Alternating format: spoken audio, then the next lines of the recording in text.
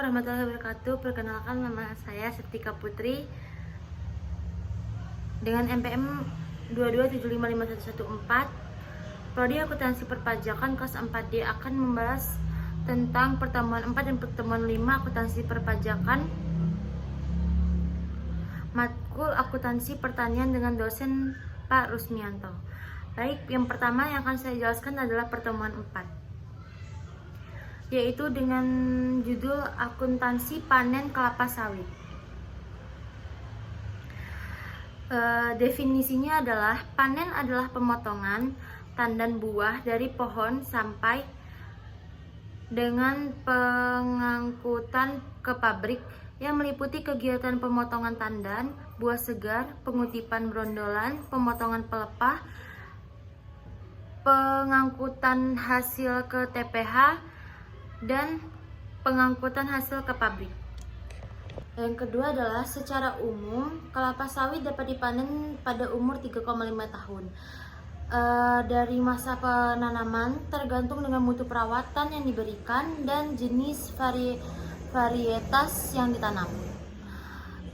Selanjutnya adalah pemanenan yang terlalu muda mengakibatkan sedikitnya kelapa sawit yang dihasilkan, dan pemanenan yang terlalu tua untuk akan menyebabkan buah akan segera membusuk. Jadi pada saat pemanenan itu sebaiknya itu buahnya itu sedang, ya, tidak terlalu tua dan tidak terlalu muda.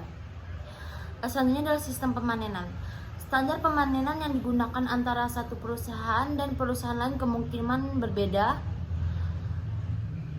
Selanjutnya adalah tandan buah matang minimal harus memiliki 5 brondolan di pinggiran pertanda buah udah siap buat dipanen.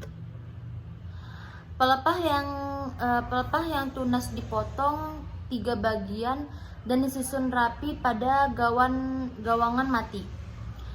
Selanjutnya adalah TBS, dan brondolan disusun rapi di TPH untuk pengangkutan ke pabrik. Tangkai buah dipotong menyerupai huruf V. Selanjutnya kita identifikasi biaya panen. Apa sajakah biaya yang akan timbul saat pemanenan? Yang pertama adalah biaya tenaga kerja. Itu jelas untuk biaya pemanenan, upah biaya pemanenan, karena itu kita membutuhkan banyak sekali pekerja mengambil buahnya dan mengangkatnya ke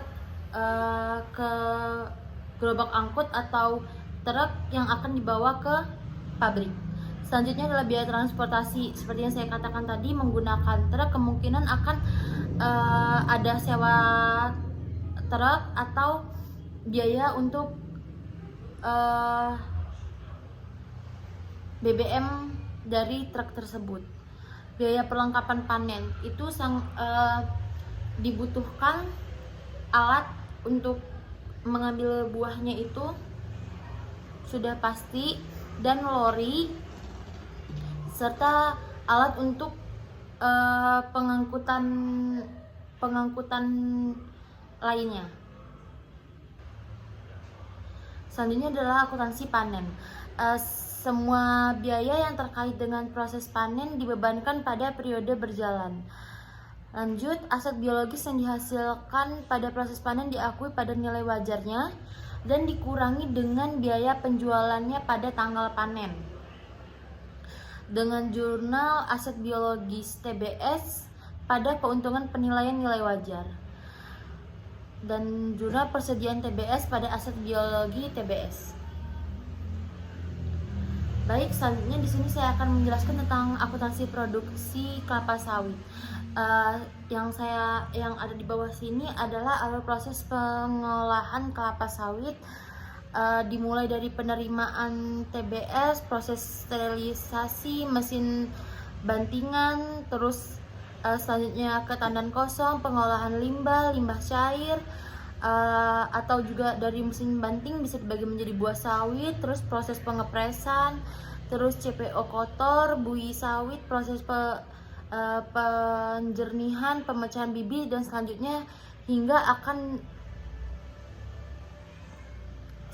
akan menghasilkan, biasanya sawit itu dibuat untuk menjadi minyak. Jadi biasanya dengan alur seperti ini dia akan menghasilkan minyak. Nah, seperti ini. Ini yang saya akan jelaskan untuk kita membuat minyak gorengnya nih ya. Kita dimulai dari penerimaan TBS, proses sterilisasi sama dengan yang tadi, lalu mesin bantingan, buah sawit, proses pengepresan, CPO kotor, lanjut hampir sama dengan yang atas tadi, akan menghasilkan minyak goreng nantinya. Bisa dibaca di bawah sini. Lanjut, akuntansi produksi kelapa sawit. Akuntansi produksi kelapa sawit bertujuan mengumpulkan seluruh biaya yang dikeluarkan selama proses produksi untuk memberikan informasi yang relevan dan andal tentang harga pokok produksi di setiap tahap proses produksinya. Lanjut, akuntansi produksi kelapa sawit mengikuti alur akuntansi biaya proses. Oke, seluruh biaya yang dikeluarkan selama proses tersebut diklasifikasikan menjadi 4, yaitu biaya bahan baku TBS, biaya tenaga kerja langsung itu sebagai upah, biaya bahan penolongnya, lalu biaya overhead pabriknya seperti BBM dan penyusutan. Oke, jurnal produksinya itu antara lain adalah misalnya pengumpulan biaya produksinya itu dijelas sebagai BDP biaya bahan baku pada persediaan TBS, BDP biaya tenaga kerja langsung pada bank, BDP biaya bahan penolong pada persediaan bahan penolong, BDP BOP pada persediaan OP.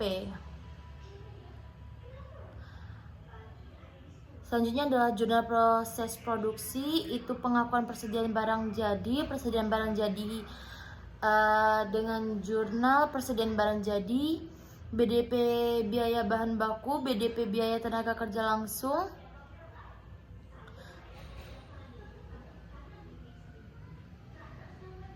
BDP biaya penolong, BDP BOP. Pengakuan persediaan proses akhir tahun itu dicatat sebagai persediaan bahan dalam proses, BDP biaya bahan baku, BDP biaya tenaga kerja langsung, BDP biaya bahan penolong, BDP BOP. Atau kalau bisa dibaca itu yang di debit itu adalah persediaan barang dalam proses, sementara BDP BB, BTK dan BOP itu ada di kreditnya. Selanjutnya adalah jurnal penjualan barang jadi, yaitu bisa dengan cash. Kalau dengan cash kita catat sebagai bank, sementara jika kredit kita catat sebagai piutang. Bank atau piutang pada penjualan, beban pokok penjualan pada persediaan barang jadi. Hanya itu yang dapat saya sampaikan. Saya Septika Putri dari kelas 4D mengucapkan terima kasih banyak. Wassalamualaikum warahmatullahi wabarakatuh.